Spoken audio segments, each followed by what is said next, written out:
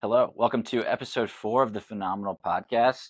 This is the first one that I'm doing with a live in-person guest. Love it. Yeah, so we're going to see how it goes. I got 2 microphones that are connected to one audio source, so hopefully it works out pretty well for you, the listeners or viewers, if you're watching the video. This is Drew Norris. Hey. You are the connections pastor at the church that I attend. Yes, sir. And we're in your office. I've never been up here before. I specifically staged this so it'll look like I'm really, really studious, but it doesn't normally look this clean and put together. Normally, Okay. got a lot more just like random sticky notes that are all over the walls and that kind of stuff. Oh, I would have loved that. I see one over there. You can't see it in frame, but there is one sticky note on the wall. And that was my niece. My niece wrote that. Oh, that's nice. Yeah, it was very sweet. Very little sweet. Yeah. I couldn't take that one down. Right, of course. You guys, your whole family, I feel like works here. Yeah, you got quite a few people here. In fact, there's been jokes that we'll just take over the church one day. I thought you already had. Almost. We're almost there. We have a couple more positions that we're trying to whittle down. All right, that's perfect. Okay, well, yeah, I'm really glad to have you on. Thank you for doing this. Absolutely, man. Yeah, so tell me a little bit. Tell everyone a little bit about yourself. Yeah. And we'll jump in. I was gonna say this is just like us. Like we'll normally just sit down and do this anyways. So This is just continuing conversation for us. That's exactly the type of forum that I'm looking for here. Perfect. It's just authentic. We're having a conversation. We'll forget that we're even recording. So that's deal. Yeah. Well, like Stephen said, my name is Drew, and I'm the connections pastor here. The church that we go to is called Mount Phen North in Marietta, and it's a really, really cool area. Never really expected that I'd be in the Atlanta area. I never thought I'd live here. Grew up in Augusta, Georgia, all my life. Masters tournament's actually coming up pretty soon, and so getting pumped about that. Oh yeah, for sure. But the I live 15-minute drive for the most of my life. Lived 15 minutes, and then whenever I moved out, it was a 5-minute walk to the National, just right across the street. That's so cool. Right? Have you ever been on the grounds? I have. I've been on the grounds. Okay. Yeah. One of the coolest moments of just being on the grounds was actually not for the Masters tournament, but was for the Augusta National Women's Amateur Championship. Oh, cool. So that was and it was their first year. I got to be on the grounds for that. That was really, really cool. Wow. Yeah, really enjoyed that. But so that's where I grew up. And grew up going to church, and my dad was a pastor there, and I knew the ins and outs and all the secret tunnels in the church. You know what I mean? Yeah. And that really, really shaped my life, just being in the church constantly, to the point where I didn't want to be in the church at all. Yep. And then later on found that whenever I can make my own decisions, and I had to make those types of choices, that I actually eventually went back to not just what I knew, but forged my own path and saying I want to decide and confirm what I actually believe in. And it happened to line up with some of the things that I grew up with. A lot of things that I grew up with. Not everything, but a lot of things. Yep. And that's one of the reasons why I'm here at this church now is because I care big picture about what the kingdom of God looks like. Yeah. So that's cool. little background, a little bit of stuff. I'm married, and I've been married for, it'll be 6 years in a couple months. Wow. And I now have 2 kids. Wow. Right. I had we've had one for 2.5 years now, and then the second one came along just a couple weeks ago, actually. So, and now the first one, you're just yeah, it's water under the bridge. That's past. But now we have an almost 6-week-old. Yeah. And man, life is very different right now. I'm sure. All routines out the window. Yeah. Sleep kind of out the window. Kind of. Yeah, but you know what? It's there's a sweetness to the newness. Mm-hmm. You knew there was going to be crazy stuff happening, and you honestly you don't know exactly what's going to happen, and there's some excitement in that. Right. But things are going to be different. Right. And so there's a sweetness that comes with knowing that there's going to be new stuff, and you get to figure it out together. Absolutely. A couple things. Yeah. Your wife should be proud that you mentioned her. Because Josie she listened to the first 20 minutes of the first episode. It hasn't aired yet, but I have it unlisted somewhere. So she listened to it, and then one of her first comments was you didn't mention me once. Oh, and so you got to go back post-production, edit that in there. Josie, you're not listening to this. You didn't hear this. We'll take this out of here. No, but I'm so bad at that because I'll just, especially in the church world, we'll be together, and I'll meet somebody new, Yeah. and Emma will be right beside me, and I don't introduce her, and it's like it's in the back of my mind. I don't even think about it. I'm really bad at that as So well. Emma, if you're listening to this, babe, I'm so sorry. I hope you're proud. I hope you're proud that I took this moment. I almost forgot it. I'm proud of him. Almost. I had to jump back in and save my family. Yeah. Man. The first guy I did this with, he's like went through his thing. He's like, I'm 26. I do this, and this, and I was like, all right, cool, nice. Let's just go forward. I kind of forgot that I probably should have introduced myself as well. Yeah. But we'll post-production. Yeah, exactly. We'll throw that in there. Okay, so second kid, is it any? I don't have any kids. I don't know anything about having a kid. It's fair. Is the second any different than the first? I think that you could. I think you can make an assumption that because it's a different human being, that things are going to be different. Sure. And sometimes you have an idea of like how to go in. So it's like playing a round of golf on one course. Mm-hmm. You could play one day that same exact like a round of golf, and it could be great. Then you could go in a second day. Maybe it's like a week down the road. Conditions are going to be a little bit different. Maybe you go 2.5 years later, and they've decided to move a couple things around. Sure. And so the way that you play it is you think you know exactly what you're doing. And you go in, you're like, yeah, 100%, and you realize they put a bunker right in the middle of the field, and you're like, well, why did you do in the fairway? Why would you do that?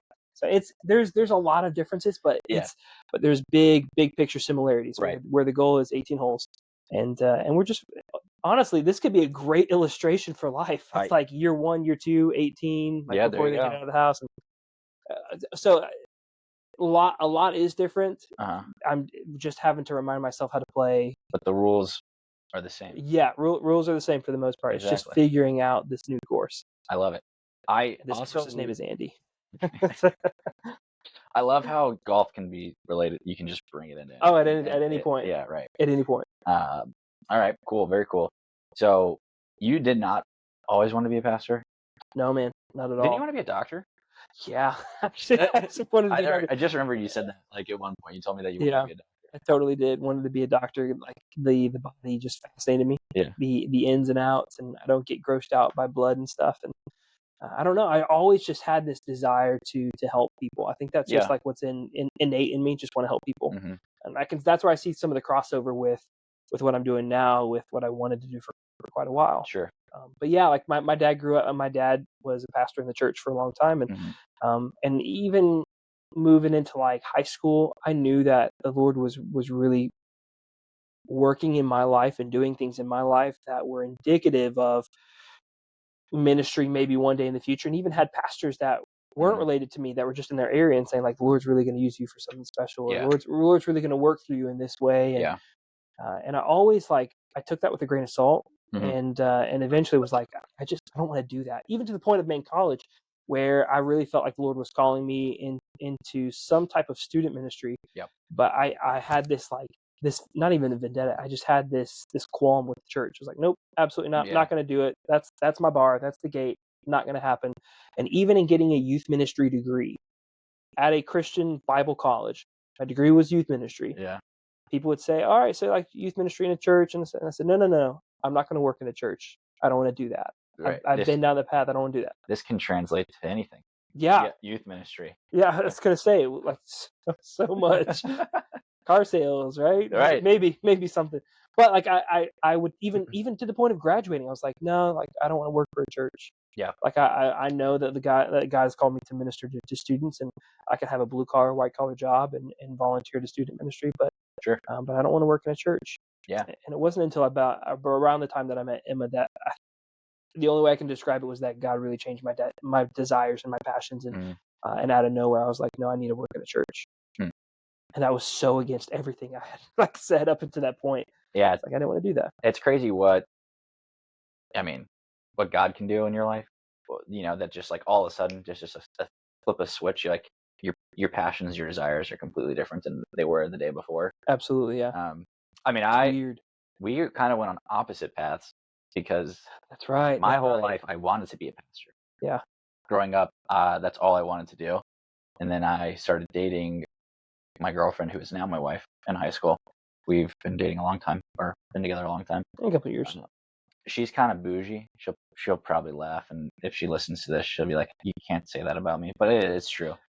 She's not as bougie as she used to be. Like Hmm. she's cool with roughing it a little bit more. Yeah, absolutely. Yeah. But growing up, she had a taste for the finer things in life, and so As one yeah, often does. yeah, oh, absolutely. But that kind of changed my perspective. Is like, hey, I want to marry this girl, and like being a pastor can't really That's right. provide Yep. the lifestyle that she would want to live, and that I have Yeah. now want to live with her. Yeah. So I just changed completely desires to try to make the most money I could out of Yeah. college. Well, and you took that mentality that I had during college, which is I can still accomplish, for the most part, I can accomplish what God is calling me to ministry wise. Because if you say every believer has some type of ministry level, right? Yeah, Or ministry responsibility, like you want to minister. And you can do that with any type of white collar job. You can do that yeah, with any type of blue collar job. You can still be a responsible follower of Christ and do that. yeah. That was the thing I was struggling with because I thought I wanted to be a pastor, Yeah. and I was in a Bible study, and someone said, "Hey, like we need more men, like Christian men, like men after the Lord's heart in the vocational world." Like, Yeah. and you don't have to be in ministry to do ministry. And that was the switch for me. That's a great phrase. Yeah. Yeah. Yeah. That was the switch for me. So I went to school, declared my major as computer science, Hmm. then failed my first computer science class, Heck yeah. changed my major. I actually ended up switching schools completely, and my undergraduate degree is in leadership and ministry. So I went back down that path for a little bit. That's right. You just got to get your Yeah. feet wet again. Right. Just in case. Right. So I think leadership and ministry does translate a little better than specifically student ministry, though. So Yeah, I'd agree. And it's the reason, it's not the reason, but it's one of the things I'm recognizing in the position that I'm in right now is that that the role of a student pastor really has a direct access or direct shot to being a pastor because of some of the responsibilities. A lot of student pastors become pastors at different churches because there is you're in a lot of ways you're running a little church, right? Sure. I Right. think if you could manage hormonal and crazy middle to high schoolers, you could probably also do just about anything, right? Right. So No, but this position that I'm in now, I'm having to exercise a lot more leadership development of individuals, older and younger than me, of equipping individual communicating. Like I'm using skills that almost any job that works with volunteers or works with people has to demonstrate. And I've even had to, I even had a conversation with someone that I know that is in the business world and is a manager, and we got to talk through some leadership development type of stuff. Yeah. And he asked my opinion on stuff, and we related on a lot of levels. I thought, this what I'm doing right now is not just church related, but this is it goes to a lot of different vocations. Yeah. It's a good reminder for me. I remember, not this long ago, it was a couple weeks ago. My mom came, and you met her. Yeah, that's right. In the atrium down there after a service one day. We were walking out, and I was like, Drew, I haven't known Drew very long, but he's become one of my favorite people in my life because the role you're in, whether it was a church or not, like any type of role you'd be very good at because Well, thank you. you do a really good job of connecting with people. Like, that's your Connections pastor. but like I don't know, there's just something about you that you're able to just like tune in. You're very intentional. You don't break eye contact, but it's not creepy. Like some people who like stare. So I have to in that moment. I have to make it creepy. Some people like make eye contact with you, and you're just like, I just like don't want to And continue. then I look away. Yeah. I don't know if they're blinking or not. Right. Yeah. I'm bad at it because when I think, I kind of like when I'm thinking about what I want to say, I kind of like look up. And it's not because I don't want to make eye contact with someone. It's more just like this is my thought process. Or I'll like scratch my chin. But you're very like intentional. You say what you need to say all the time, and you know what I think some of that comes from. I'd recognize this back in high school, where if we ever got a new person in our school, I went to a small school. You were also homeschooled. I was up until like 5th grade. Oh, okay. So I was homeschooled, but not during like those tough years. But in middle school, I was really just trying to figure out who I was. In high school, I still was trying to figure out who I was, but I was a lot more social. And one of the things that I prided myself on, but one of the I look back on, and I just see the Lord's work in my own life of who He was forming me to be. But I wanted to be intentional with bringing in people who are new, because those, you go to any sort of school, right? You're new to a school, and it is absolutely terrifying. And I hadn't known that very much. I went from being homeschooled to a public school for a semester, and then to the school that I ended up going to and graduating from, 6th grade to 12th grade.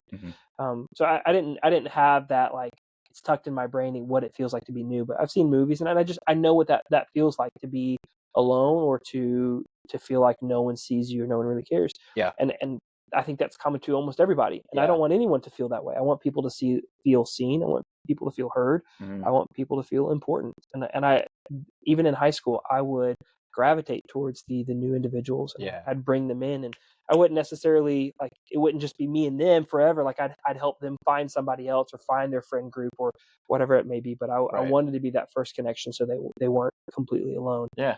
Even then, even in high school, and I didn't know what God was doing in my life. I didn't know what he was going to do. I didn't want to go to the church. I just knew what I didn't want people to feel, because I didn't want to feel that way either. Yeah. Yeah, absolutely.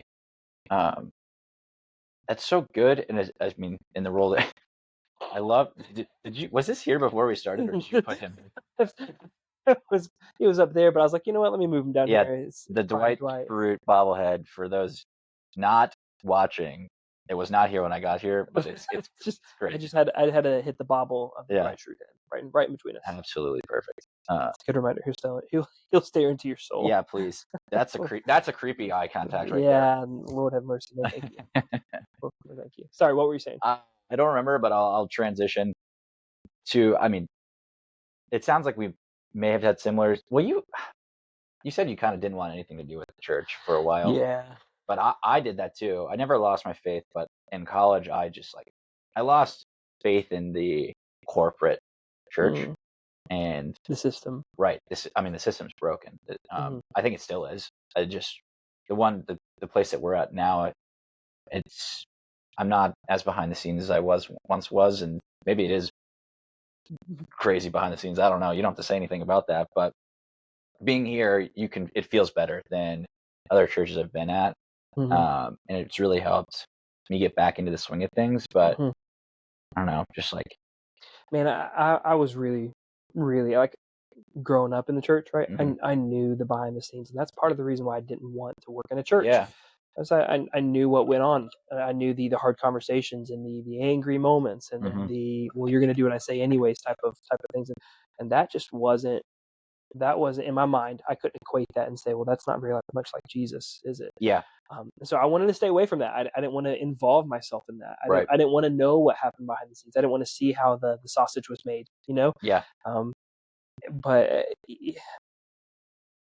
even to that point, and I know that people are going to be imperfect, and that one of the primary places that you will find imperfect people is a church, where you have a mixture of people who know they're imperfect, and they're looking to find grace from God, but then you also have people who know that they're imperfect, and they're trying to act like they're perfect. And so you have, like, this dichotomy. You have this large group of people, and it makes for some really, really messy situations. Yeah. Someone told me before I started working at a church, they said, just get ready, because people are messy. Whenever you step into that role, all of a sudden you become medic, you become doctor, you become counselor, you become advisor, you become all these different types of roles, because that's what people desire out of you. That's what they'll bring to you, their messiness and their problems, that you can expect for your hands to get dirty in a lot of ways. Just having to deal with the difficulty of humankind. And so knowing that, I was like, there's always, no matter where you go, there's no grass is greener on the other side. Sure. There's always going to be some level of difficulty. But man, I say this truthfully, right? This is not just because this is where I work right now. Even this last weekend, I went out of town, visited family, went to another church, and I always like going to a new church just to look at it with, like, clear eyes and open eyes, and say, like, not to be critical, but to say, like, what are they doing well? Like, almost secret shopper type of status. Yeah. And I remember looking over at Emma and my wife and saying, man, I really miss North. I really miss our church. She said, me too, and it's nothing against that other church. I just, like, I really, really, it's more than just a building that's corporate church. It really is some type of family. And I mean, you could take that literally, because, like, there's a lot of family members in mine that work here, but there's, man, it really is. There's just something that's different that I miss about the people that make up this church. It's like they get it. Mm-hmm. And even though there's gonna be tough moments, they get it. And we always snap back, and it's like, no, Yep. God, listen, God's in control, and we need to submit ourselves to Him first and foremost. Yep. Like it's a healthy church, and it really encourages me being in this church, seeing that a healthy church is possible. Absolutely. I love that. I think one of the toughest things for a lot of people our age, I think it's all generations, but a lot of those generations came back to the church, and I don't know how much of our generation has come back Yeah, once they started to, that deconstruction. yeah, I've seen some videos of people deconstructing Yeah, their faith and yeah, things like that. But I've talked to a lot of people, especially in the corporate world that I'm working in now, and if they find out my background, a lot of people like to ask, like, oh, like, why are you here? yeah, Like, what happened?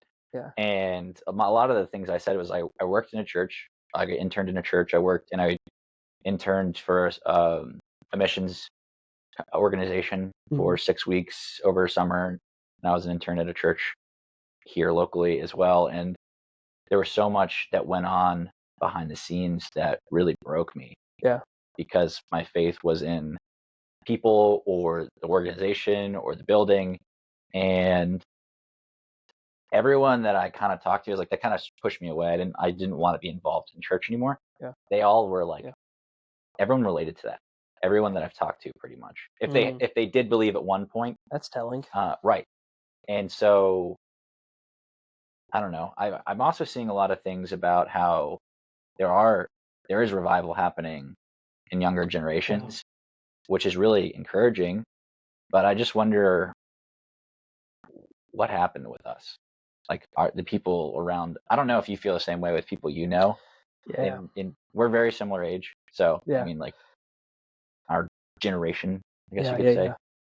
yeah. There's a lot. I think there's a lot of factors because Yeah. you shy away just even 1 degree, Hmm. and you'll miss the mark, and so Yeah. you shy away even half a degree, and that degree or half degree can be made up of a lot of different things. But I think this is a conversation I've had even before coming on staff here. I had this with our administrative and missions pastor, Brett, that you take this word discipleship that you see all throughout Scripture, and you see Jesus command the disciples at the very end of his life before he ascended into heaven. And he says, "Go and make disciples of all nations, Hmm. baptizing them in the name of the Father, the Son, and the Holy Spirit." And we take these couple words at the very beginning, "Go and make disciples of all nations," that the prime the central goal of the Christ follower, of someone who says, "Yes, I follow Jesus. I am a Christian.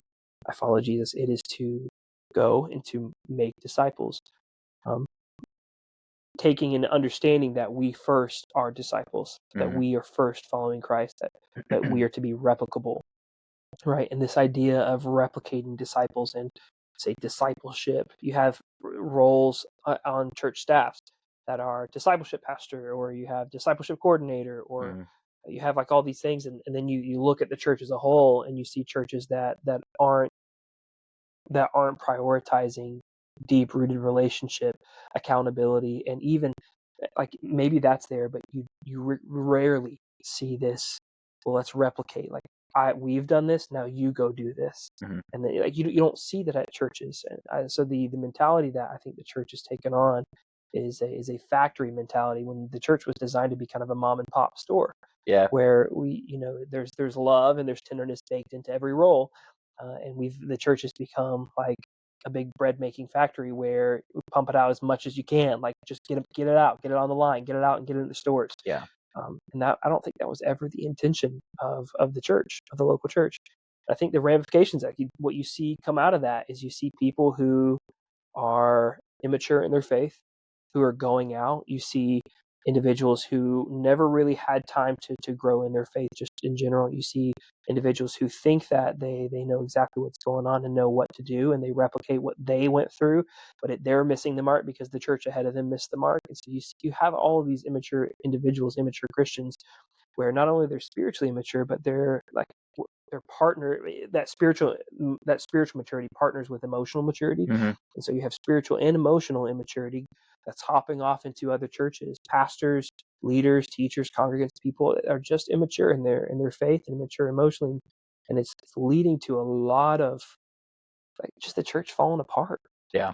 I think that's a big cause Yeah. of the church today.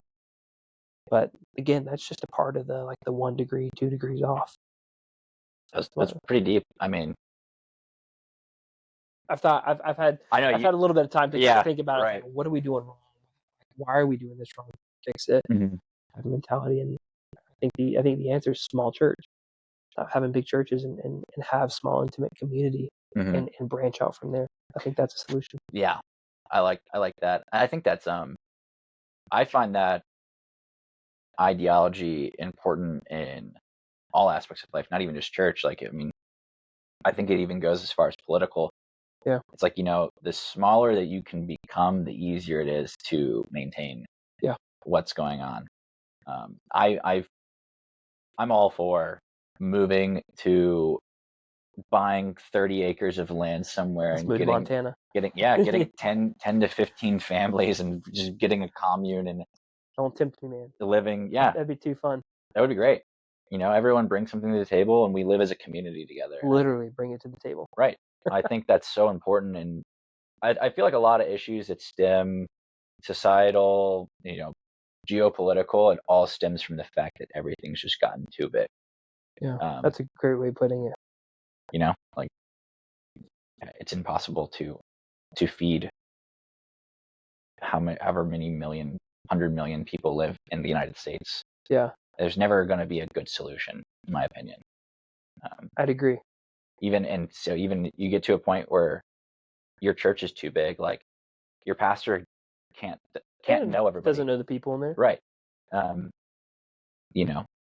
So, and you can have people under you and everything that you do these things and you delegate responsibilities to and whatnot, but it still gets to a point where it's like, I want to be able to have a relationship with the person who is in charge of leading this community. Yeah. And that's their responsibility. So you miss that. You miss that in modern day churches. Right. And it's important. I think that's important for the youth groups too. Yeah. Because like you said, it's a little small church. It is. So if you have a director of the youth group who is so involved in all of the students' lives, typically those students they benefit much more than someone who's a little just like. I benefited. Yeah, I did too. The youth ministry that I grew up in, we had very active directors and associates that knew all the intricacies of all of our lives. Yeah. And once they left and moved on to new things and new people came in and they weren't as involved, that's when things started to unravel. Yeah. So isn't it interesting how it all comes down to relationship and accountability? Yeah. Like if you have those things, and man, you're really you're starting off, I think, with some pretty high functioning discipleship capabilities. Absolutely. You include the Bible in that, and it's like, man, you're ready to take off. I mean, we keep relating things back to church and the Bible and Jesus, and that's because that's who we are. But anybody listening who may not believe or anything like that, like these points and these aspects go beyond just our faith. Like you can apply this to your relationships in any type of work or relationship that you have in life, which is I like thinking about that. We have good aspects and values that we pull from Scripture. Yeah. But even if you don't want to make it spiritual, you can still apply those things. Absolutely. Well, man, one of my first jobs, I talk about this very proudly. One of my first jobs was working as a call center representative. I worked in a call center. Did you really? Yeah.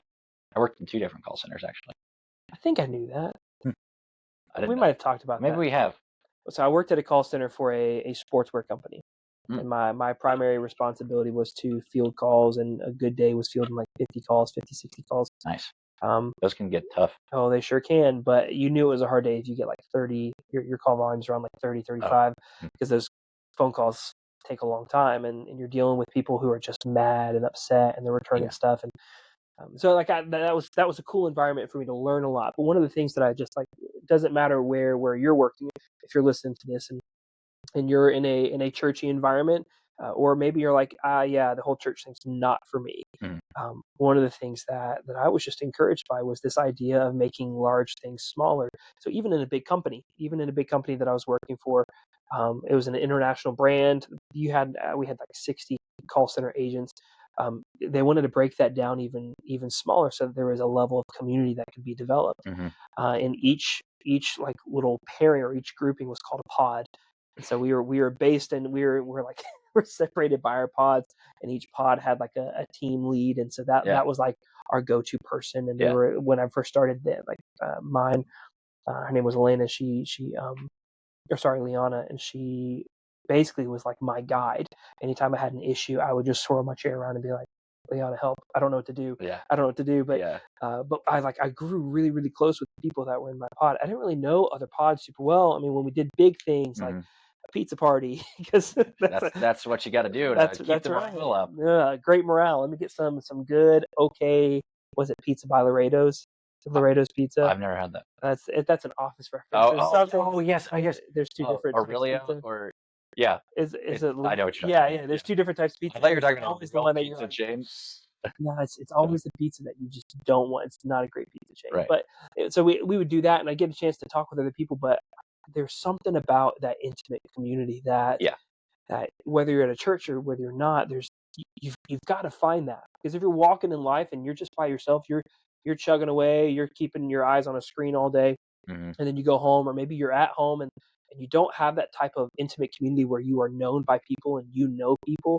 Like, not only is life going to be miserable, but you're really putting yourself at a disadvantage in life. Yeah. And that's one of the things I recognized here, that it doesn't matter. As a pastor that's on the staff here, like, it's hard to make community because people are constantly looking up to me to lead something. Yeah. And it's hard to be led by somebody that's not because I don't want it to be, but because other people don't feel like they're qualified to lead me. You know what I mean? Yeah. Or a mentor or help, or it becomes difficult. And I said, okay, no matter what, no matter where we go, no matter what we do, I want to have a pod. I want to have a group of people that I'm able to depend on, that I'm able to rely on, that are pouring into me and encouraging me and my family, and that I'm able to pour into and encourage as well. I was just about to ask, like, do you think that these types of relationships, whether it's discipleship or like someone that you're looking up to that can also look up to you, can it be like a symbiotic thing? Like, you don't necessarily, you have a mentor who's also a mentee, and it's just like a give and a take, you know? You mean, so like, let's take us for example. Yeah. I mentor you and you mentor me, and it's just us. We're just, or I mentor you, you are mentored by somebody, or I mentor you, I'm mentored by somebody, and that person's mentored by somebody. So like a line. I know there's a line, a circular thing. I think that can totally happen. Yeah. I think you run the risk in a lot of ways of, what is it, like, what's the phrase, echo chamber, like where you start getting to say the same things. Right. Like I'm gonna lean towards people who are in my age group, who have like similar life things or similar even kind of personality styles in a lot of ways, where I think there's a lot of benefit to that. I think there's even more benefit to finding someone outside of that age range, outside of the demographic. Like I want a 65-year-old man who's really lived some life. Sure, absolutely. To come alongside me and say, hey, I see some things that you're doing, and I want to encourage you. You're doing these great, but I also think these need to be changed just a little bit. Yeah. I think there's major benefit to having someone outside of your immediate circle of, like, or your sphere of age and gender and demographic and economic status. I think there's a lot to that. Yeah. So yes, it could just be yes. But man, how much sweeter would it be if it was the two of us being mentored by like a 70-year-old dude who's like really been through it and loves his wife well, and those types of things. Yeah. Like, I would really. No, yeah. I mean, I have men like that in my life as well.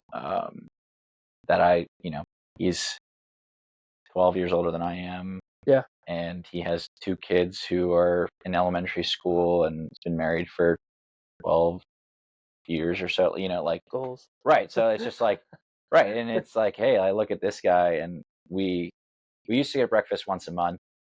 We stopped, but we're actually getting breakfast next week.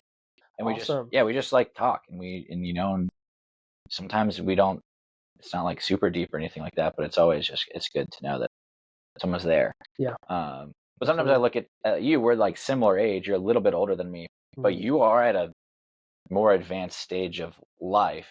I actually talked about this with other guys. Like he's going to med school. He's in med school. That's awesome. Right. And I'm here, and he's like, dude, I look at you, you're married, you have a house, like all this stuff. I was like, yeah, but you're in med school.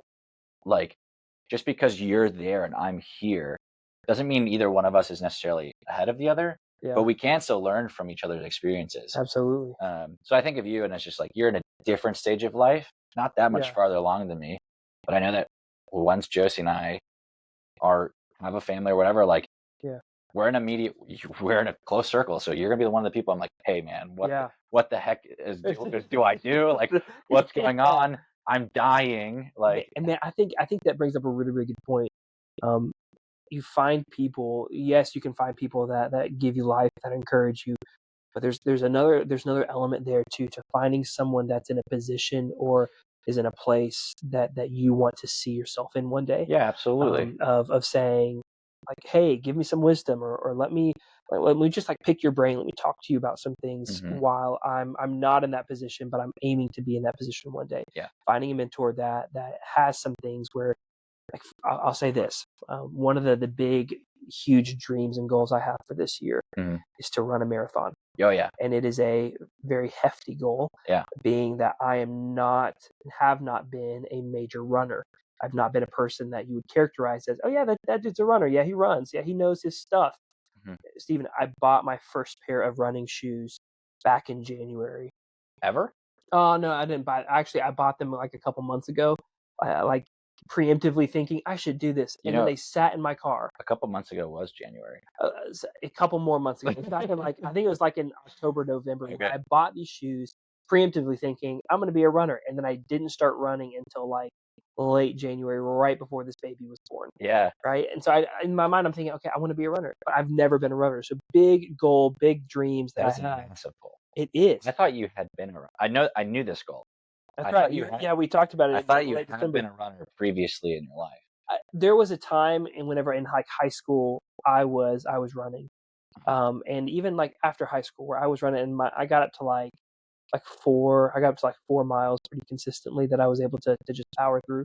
So there is that time, Yeah. but since college, man, it's been about 10 years, 11, 12 years, Yeah. 13 years that I'm like, It's a big goal. so it is. Yeah. It's a big goal, but Pause for a second. You said you were gonna keep your mustache until you ran it, and technically you still do, I but still have a mustache. you've grown the beard out, so it's no longer just a mustache. That's right. So I'm gonna call you out on that. Listen, that was a conversation with my wife that I had, and she asked that I would continue to grow out my beard.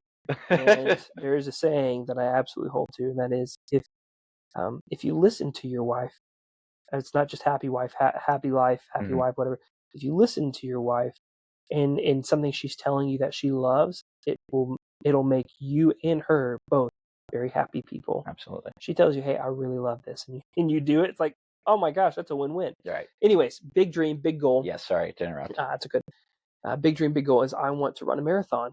And I know that this is incredibly lofty. And I know that the temptation is, because I'm not a runner and it's not something I'm experienced in, I kind of want to put in the work myself, and I don't want other people looking in. And I kind of am embarrassed of just how out of shape I am. And there's these elements that are tempting. Yeah. But if I want to be successful in accomplishing this, achieving this, of I want to complete a marathon. I'm not at a place where I'm saying like I want to finish in this amount of time. No, You just want to finish one. just bare bones. Let me finish the marathon before they cut off the time. Like Yeah. I want to finish the marathon, and I want to finish proud. I Yeah. want to finish that marathon proud. Then I've got to have a couple of things lined up in my life. So one of them I've been looking into is like I need to be equipped with the right tools. Yep. So I think that applies to almost anything that you do in life. Yep. Like if you're going to try something, you're going to set a goal. You want to make sure that you have the right tools to equip the goal. So I bought my first pair of running shoes back in the fall, and I forgot about them, and then I unboxed them out of my car. And what was it? Like January, started wearing them, started running with them, and they're solid.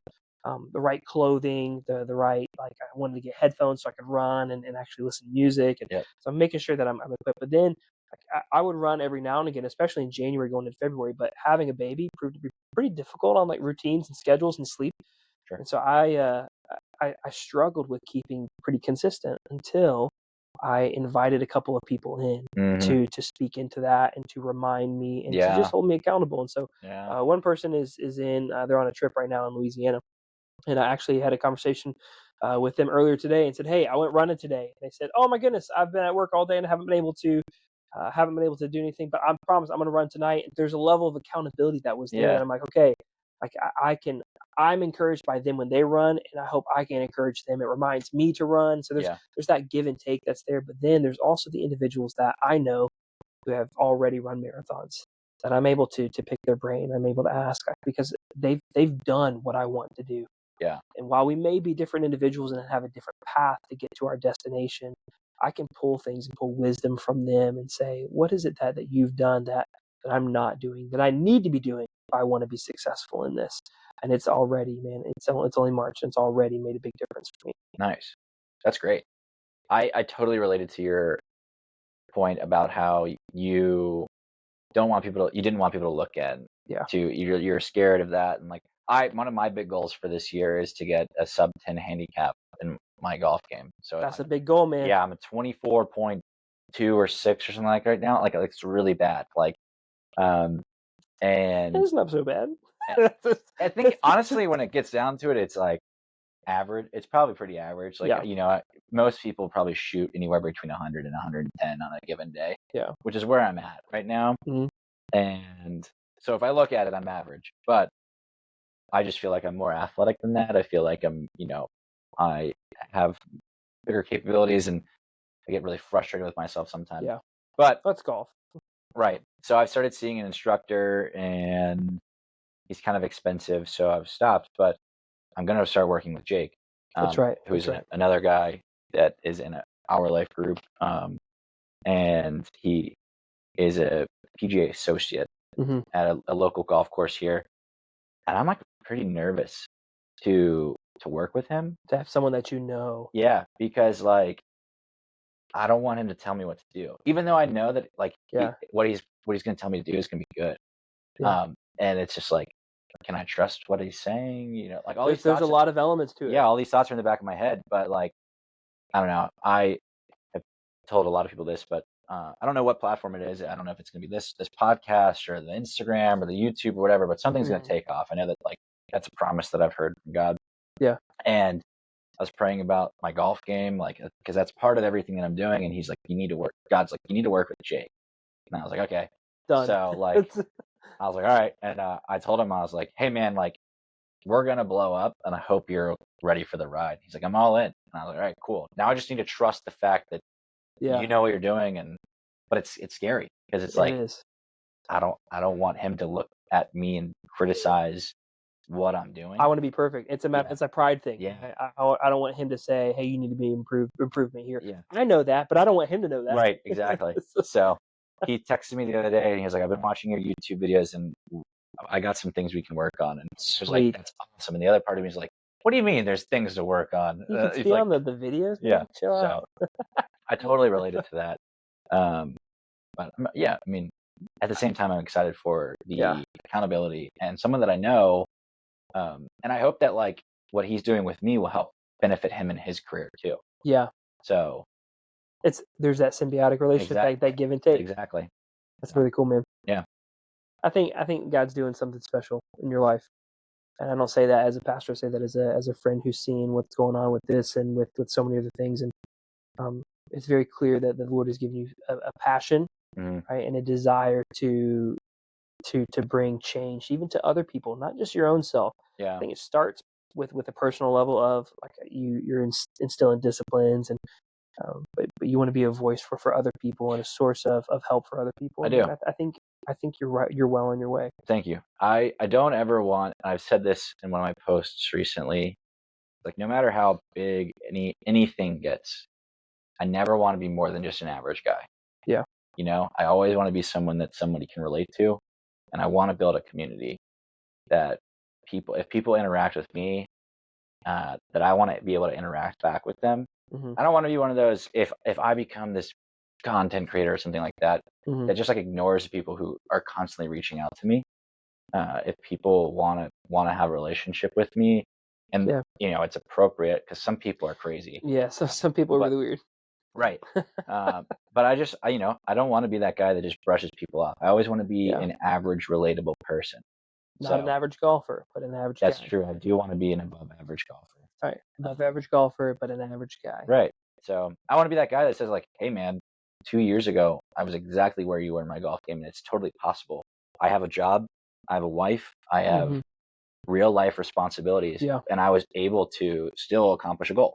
And here's how I did it, Man, So that's encouraging. Even to me, there's no shot that I'm going to break 100. And dude, I got too many things on my plate yeah, right now. yeah, I'm running let me run a marathon that's true. first, and then next year I'll look at breaking 100. All right. Breaking 100, if you play smart, it's really not super hard to do. Let me just take a 9 iron for every single Honestly, shot. you really could. I'd probably hit sub 100 if I hit a 9 iron Yeah. everywhere. So That or a pitching wedge. I can blade this exactly full out of a ball whenever I don't want to. when you don't want to. When I don't want to. I've been doing that a lot recently too. I've been tweaking with things, and now I'm hitting everything thin, and I'm really like, what the heck? It's a good time, man. Yeah. It's a good time. Sub 10, here we come. Yep. So that means I'll be shooting high 70s to mid 80s Okay. on average, I think is what that is. So I guess that means that I want to break 80 this year, which is like a huge goal. I've never broken 90 before. So I think my lowest score ever is a 96. I think you can do it. But the question is, do you want to do it once or do you want to do it consistently? I want to do it consistently. I definitely want to be shooting in the mid 80s consistently. Yeah.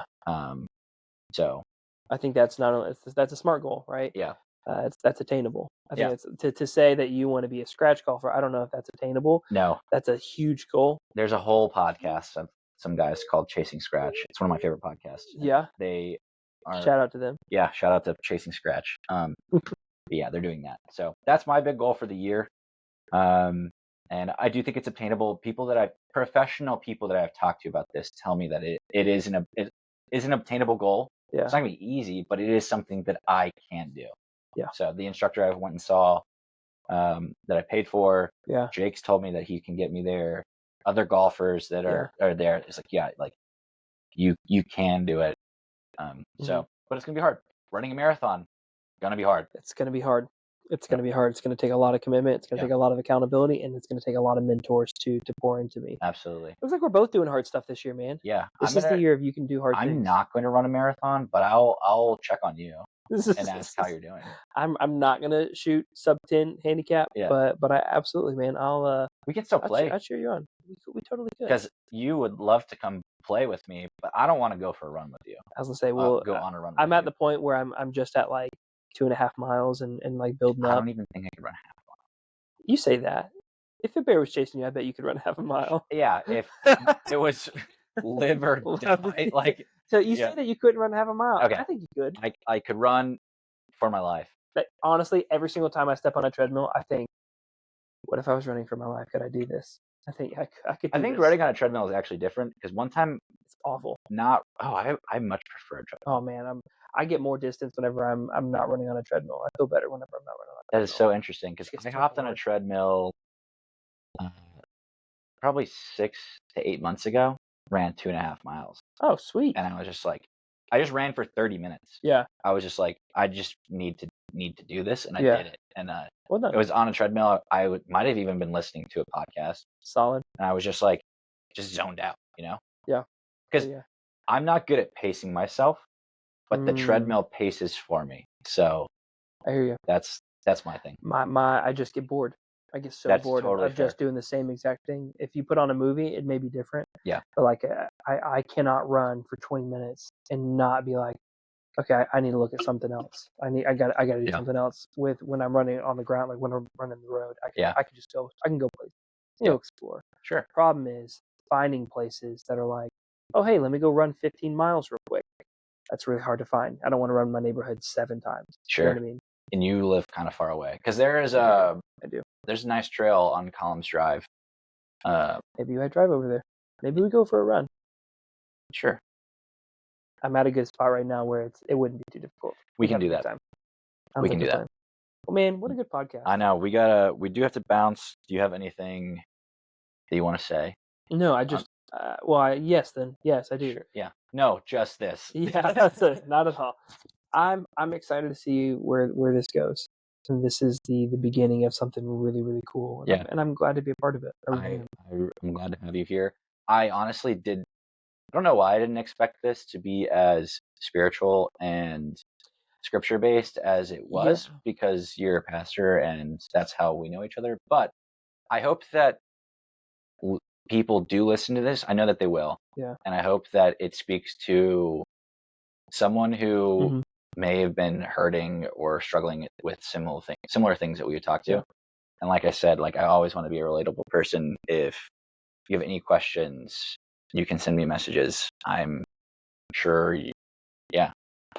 I was going to speak for you. Say if people can send you messages. I don't know if you want that. No, yeah, you totally can. If you have questions about the church or even like what we talked about, then absolutely, you can find me at drew@mountparannorth.com. You send me an email, and I'd be happy to just follow up and answer. You say, hey, I heard that podcast episode. What's up, my guy? And I'll say, what's up, my guy? What's up? That'll be that. It'll be a sweet time. Yep, there you go. All right, well, yeah, thank you so much for listening. If you're still here, I really appreciate it. If you're new, you can follow me on Instagram, TikTok, and YouTube at Phen Does Stuff. Phen. That's right. The right spelling of. Right. My name is Stephen, Stephen. That's right. And Steven. Exactly. Stephen Does Stuff was definitely taken. So I just said Phen Does Stuff. I thought it was cool. I love it. And so some people that I've met recently call me Phen now. Awesome. And my wife, someone said Phen to my wife, and she's like, "Who are you talking about?" She took it personal. Yeah, she doesn't like it, but it's what I'm going with. So that's okay. Phen works. Yeah. So, all right. Yeah. Again, like this podcast on YouTube if you're listening there. Like and subscribe. Exactly. Give it a rating. Send it to a friend. And yeah, I'm a relatable guy, so send me a message if you want. Average guy, not so average golfer. There we go. Phen Does Stuff. Phen Does Stuff. We'll see you next time. See you next time. Yeah, man.